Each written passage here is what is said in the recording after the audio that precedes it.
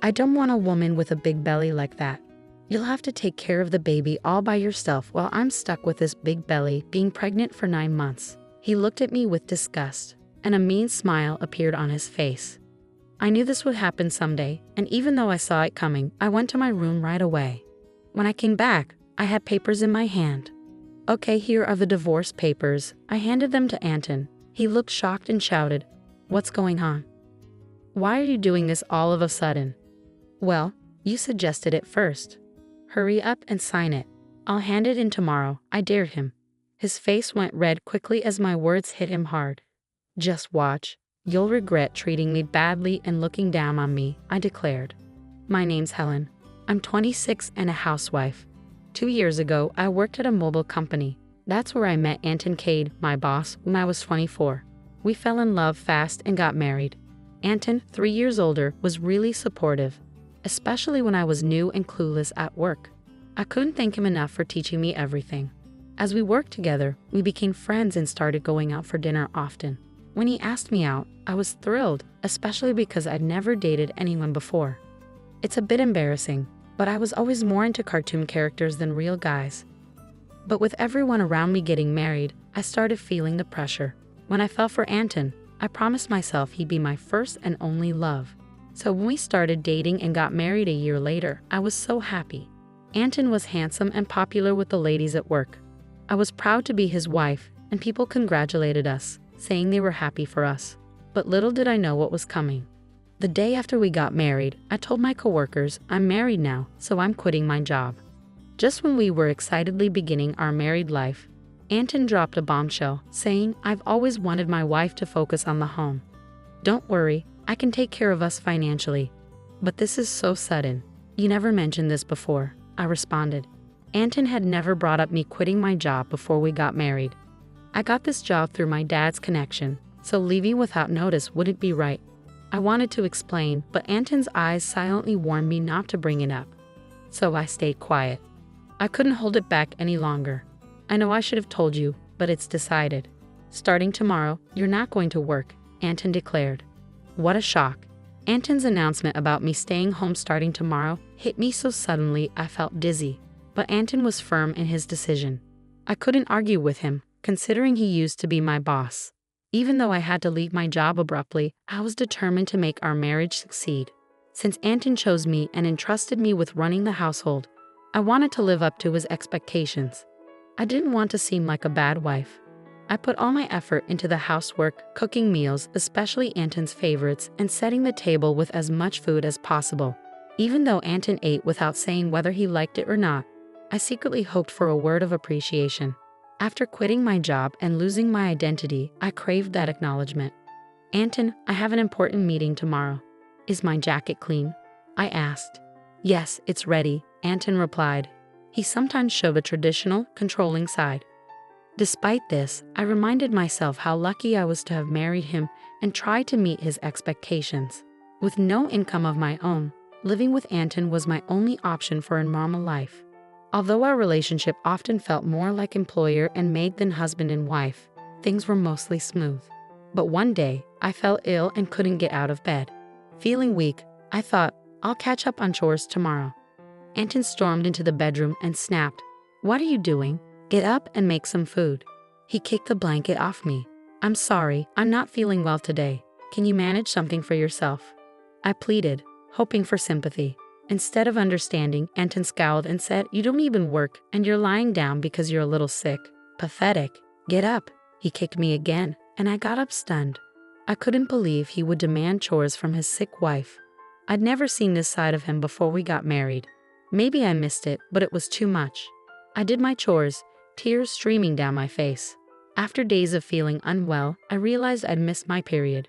Rushing to the drugstore, I bought a pregnancy test. When it turned out positive, tears of joy streamed down my face. I couldn't wait to tell Anton when he got home from work. But when he finally returned well past midnight, reeking of alcohol and stumbling, my excitement waned. It was surprising how much he'd drunk, especially without warning me when I had dinner prepared. Despite my eagerness to share the news, I hesitated seeing him in such a state. "I haven't been to the doctor yet, so it's not confirmed," I started, hoping to share our happiness. But Anton's reaction was unexpected. His face darkened as he muttered, "A child? What have you done?" It was a side of Anton I'd never seen before, his tone unlike anything I'd heard from him. "What? I don't want a kid. This is the worst. If you're having it, raise it yourself." His harsh words hit me like a slap, and he stormed off to the bathroom, tossing his clothes aside. It was unreal. I couldn't understand why he'd say such hurtful things about our baby instead of being happy. The joy I felt moments ago vanished, replaced by deep sadness. How could he say that? He'd never mentioned not wanting kids before. We hadn't even talked about birth control, so I naturally assumed we both wanted children. Hearing him call having a child the worst was beyond belief. As I hung up Anton's jacket and went to take his shirt to the laundry, something caught my eye. "What's this?" A piece of paper peeked out of the dress shirt pocket, clearly a receipt by its texture. At first, I thought it was just from tonight's outing, ready to toss it away. But then I saw the name of the establishment. "Is this from a motel?" My hand shook as I held the receipt, confirming my suspicion. It was indeed from a motel. The weight of this discovery pressed heavily on my heart. Why doesn't Anton love me? Isn't marriage supposed to be built on love, especially since we've only been married for a little over a year? How could this be happening? I'd spent years lost in fantasies, never fully experiencing a real relationship. I couldn't immediately accept this harsh reality. But the idea of Anton cheating started to make sense, and pieces of the puzzle fell into place.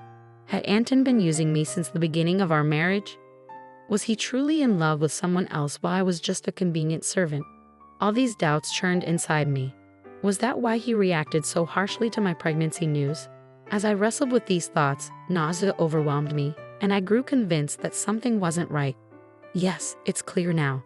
Maybe he pushed me out of the company because his mistress was there. It felt like pieces were falling into place, as if he'd married me for stability rather than love. Reality blurred with my imagination, but his heartless words after learning about my pregnancy couldn't be ignored. That day, I resolved to gather evidence of Anton's affair. From then on, his cold treatment of me was undeniable. It was as if he couldn't forgive me for getting pregnant, even though he knew I was suffering from morning sickness. He'd deliberately eat strong-smelling foods near me and criticize my housework, making me do it over again. My pregnant body endured a lot, and my heart weighed heavy. But despite it all, I continued to investigate his affair. Anton was glued to his cell phone, even taking it to the bathroom, making it impossible for me to sneak a peek. When I managed to sneak into his room, it was spotless, with nothing suspicious in sight. He was always meticulous at work, and his desk was impeccably organized. I realized it would be hard to catch him off guard directly. I kept checking his pockets for any clues, like receipts, but my investigation was proving tough. The idea of hiring a detective crossed my mind, but I didn't have the money for it. Lost in thought about my situation, I got a surprise call. It was my father, who rarely contacted me, so I was curious about why he was calling. "Hey, it's your dad. How's everything?" he asked. His call caught me off guard, knowing how busy he usually is. "Dad, what's up? Aren't you swamped with work?" I questioned. "My team's been handling things well, so I've got some free time," he explained. My dad's the CEO of a company in Canada, and work has always been his priority. I didn't have many memories of playing with him as a kid, but I respected his dedication, so his call left me curious. I asked, "What's going on?" As he began to speak, he dropped a bombshell. "Seriously?" I exclaimed, struggling to believe it. "Yeah, he wouldn't make this up. I need you to trust me on this," my dad reassured me. At first, I was speechless, but as it sunk in, I felt relieved. "Thanks, Dad. I really appreciate it," I said gratefully before ending the call. After all my dating, I was starting to see results, and it felt like a small victory. But with each new piece of information came a surge of anger and frustration over the ongoing tension with Anton. Months dragged on, and our relationship stayed strained. Then, something happened that turned our world upside down. At 9 months pregnant, I treaded carefully around Anton, always on edge. I tried to keep to myself, living a quiet, restricted life.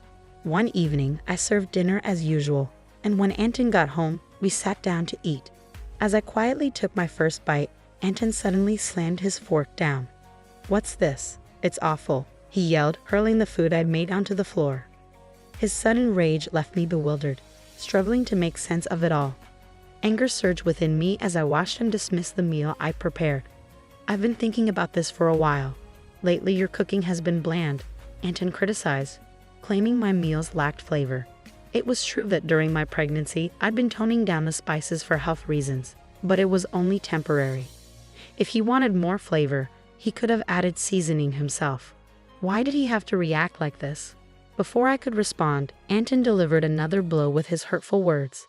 "I don't want a wife with a big belly like yours.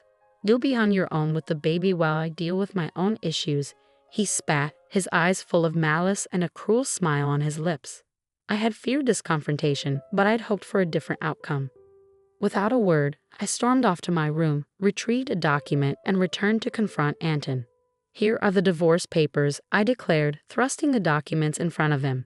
Anton's face twisted in shock. "What on earth? Why now?" he stuttered. "Your idea. Sign them quickly. I'll file them tomorrow," I retorted. Truthfully, I'd been considering divorce since I suspected Anton's infidelity. But with a baby on the way, I hesitated, unsure if I could manage alone. Now though, I had a plan. My resolve seemed to provoke Anton's, his face boiling with anger. "You'll regret this. Every moment you belittled and controlled me," I warned, unwavering. "I'll manage. Don't worry," I reassured him. Perhaps annoyed by my determination, he snatched the papers and began filling them out. "Here. If this is what you want, take it," he grumbled. "Thank you," I replied, surprised at how smoothly Anton handed over the divorce papers. The next day, I wasted no time in submitting them and leaving the house. I knew he'd be in for a shock when he got home from work. Moving in with my parents seemed like the right move, especially with my dad returning to the US from Canada. I was grateful for their support and fed up with life with Anton. On a day I left, Anton called 3 times, but I ignored everyone. Eventually, the calls stopped. It was clear I meant little to him. He was probably content with his mistress, maybe even considering remarriage. I'd moved on from Anton, and 6 months had flown by. My baby arrived safely, and I was happily settled with my parents. Life was peaceful until Anton called again. At first, I ignored his calls, but his persistence forced me to answer. "What do you want now?" I asked, wary of his tone. "Why were you on that show? And since when were you the daughter of a CEO with millions?" Anton's voice boomed with surprise and anger. It turned out he'd seen a TV show broadcasted after I returned home. I'd been approached by a TV station because of my father's position as the CEO of a top global tech company. They featured our family's lavish lifestyle, filming at our house and discussing our wealth, estimating it at around $10 million. I hadn't expected Anton to see the show, but the power of TV is remarkable. "By the way, I didn't mention I have a $33 million inheritance, which is why I could divorce you," I calmly replied.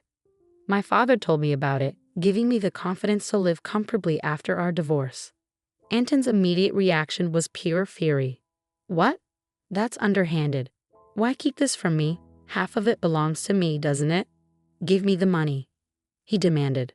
Just as I thought, seeing the show only made you think of squeezing money out of me. Gifts from parents don't count in property distribution. "And let's not forget your own wrongdoing," I retorted. "I'm tired of your anger, Anton.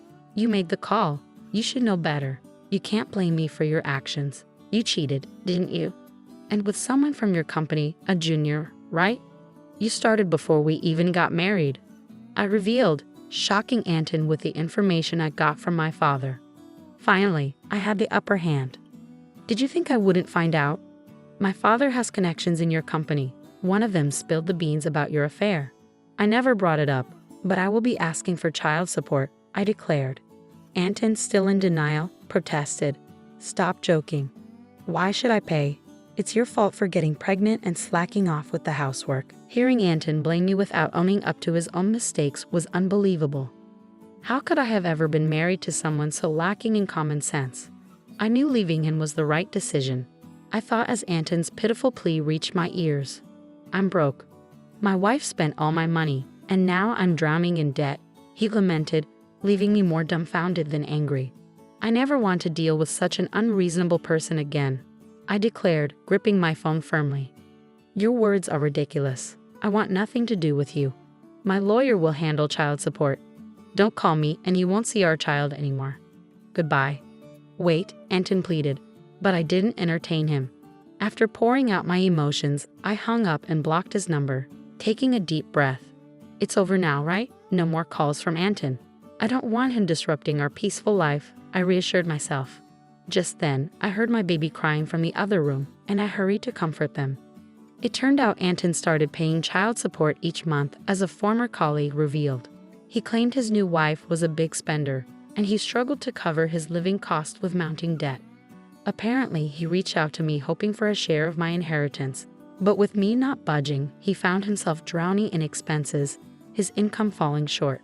Whether it was pride or financial pressure, Anton's life took a downward spiral. To add to his troubles, he foolishly began his job hunt after leaving his current company, leading to financial hardship. Learning this from a colleague left me unmoved. He brought this upon himself. His cruel words and actions won't be forgotten easily. I hope he learns from his mistakes. Meanwhile, I'm enjoying parenting with my parents, free from financial worries. With the possibility of inheriting the company, I'm ready to step up. Like my hardworking father, I'm determined to make my mark.